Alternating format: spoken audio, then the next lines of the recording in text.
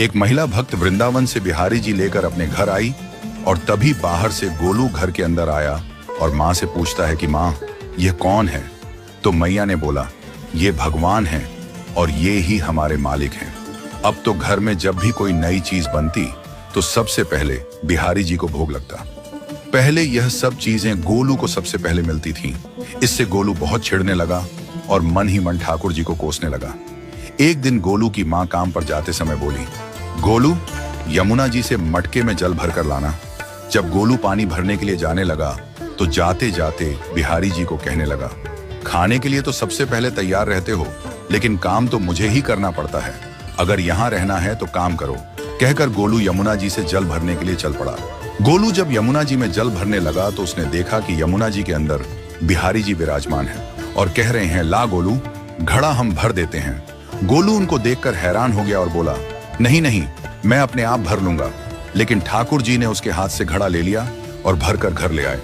गोलू घर आकर डर रहा था कि अगर माँ को पता लगा कि मैंने ठाकुर जी से काम करवाया है तो आज मेरी पक्की पिटाई होगी। माँ ने घर आकर बिहारी जी को गीले कपड़ों में देखा तो एकदम से हैरान हो गई और कहने लगी कि गोलू, ये जरूर तेरी शरारत है, जरूर तूने ही इन पर जल डाला है। गोलू ने अपनी माँ को समझाने का बहुत प्रयास किया, लेकिन माँ ने उसको डांट कर चुप करा दिया और ठाकुर जी के भीगे हुए वस्त्रों को बदलने लगी।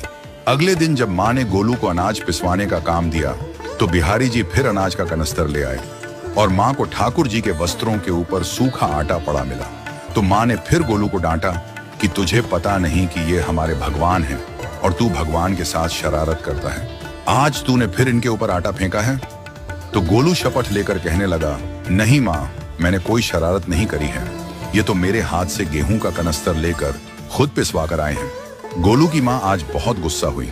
अगले दिन फिर माँ बोली, बेटा गोलू, आज तुम्हारे बाबा बाहर गांव से वापस लौट आएंगे।